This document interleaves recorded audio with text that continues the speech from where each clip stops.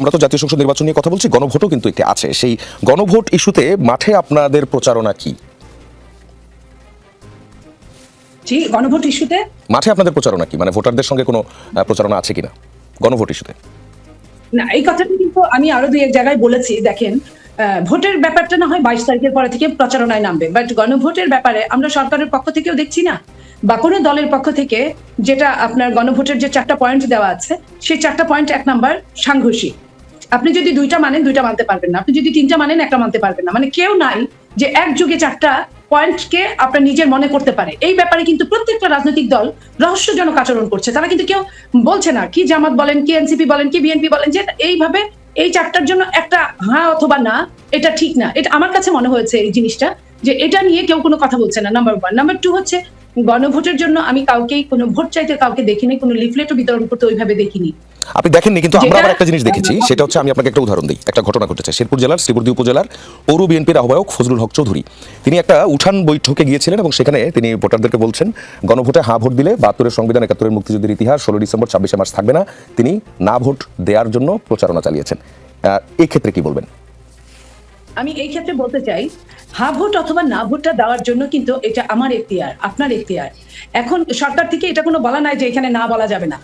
এইখানে যে কেউ এটাও বলা নাই যে এই নায়ের প্রচারণা করা যাবে না বা হার প্রচারণা করা যাবে না। আমি এই কথাটা অনেক আগে থেকে বলতাম।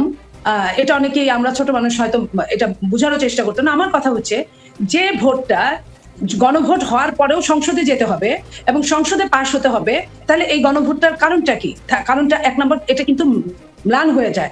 সেই জায়গায় বিএনপি যখন বলেছিল যে আমরা আপনারা মিলে যেই ক্ষমতায় আসুক আমরা সংসদে এটা সুরাহা করব, তখন কিন্তু কতিপয় দল বিএনপিকে বিশ্বাস করে নাই।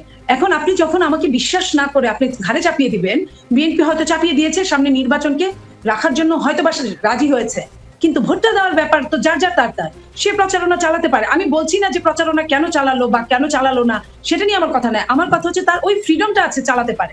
আরেকটা জিনিস হলো, আওয়ামী লীগ, মানে গণভোটে যদি বেশিরভাগ না ভোট পড়ে, তাহলে কি বিএনপির ফায়দা আছে? আমি একটু শেষ করি। আওয়ামী লীগ 100% মিলে যেতে পারে জামাতের সাথে, বা জামাত মিলতে পারে, কিন্তু হা ভোট আওয়ামী লীগ দিবে এটা আমি বিশ্বাস করি না। কারণ আওয়ামী লীগকে নিজের কবর রচিত করে হা ভোট দিতে হবে যদি তারা ভোট দিতে আসে। এখন ভোটের ক্ষেত্রে যদি না ভোট জয়যুক্ত হয়ে যায়, আল্লাহ না করুক, যদি জয়যুক্ত হয়ে যায়, বলেন তো দেশের অবস্থাটা কি হতে পারে, কোথায় যেতে পারে? এই জিনিসটা রাজনীতিবিদদের, এখানে অনেক পুর খাওয়া রাজনীতি নেতারা আছে সব দলে, এই পুর খাওয়া রাজনৈতিক নেতাদের কিন্তু এই জিনিসটা দ্বিতীয়বার বিবেচনা করা দরকার ছিল। আমি আমার ক্ষুদ্র জ্ঞানে যেটুকু বুঝলাম। এখন আপনি যদি কেউ বলে থাকে, আপনার কথা যদি সত্যি হয়ে থাকে, যদি না ভোট যদি শ্রীবর্দী ওই ইউনিয়নে, যদি ওই থানায়, যদি পৌর থানায় বিএনপি যদি বলে থাকে, আপনি তো তার উপর চড়াও হতে পারবেন না, আমিও পারবো না। বাট দল থেকে আমাদের উপর এই ধরনের কোনো কিছু বলা নাই। উনি হয়তো বা উনার মতো করে উনি হয়তো বা রাজনীতি করলেও কিন্তু কেউ কেউ আছে যে এক এক মনা থাকে, কেউ আছে আপনার স্বাধীনতার সপক্ষে, কেউ আছে স্বাধীনতার বিপক্ষে।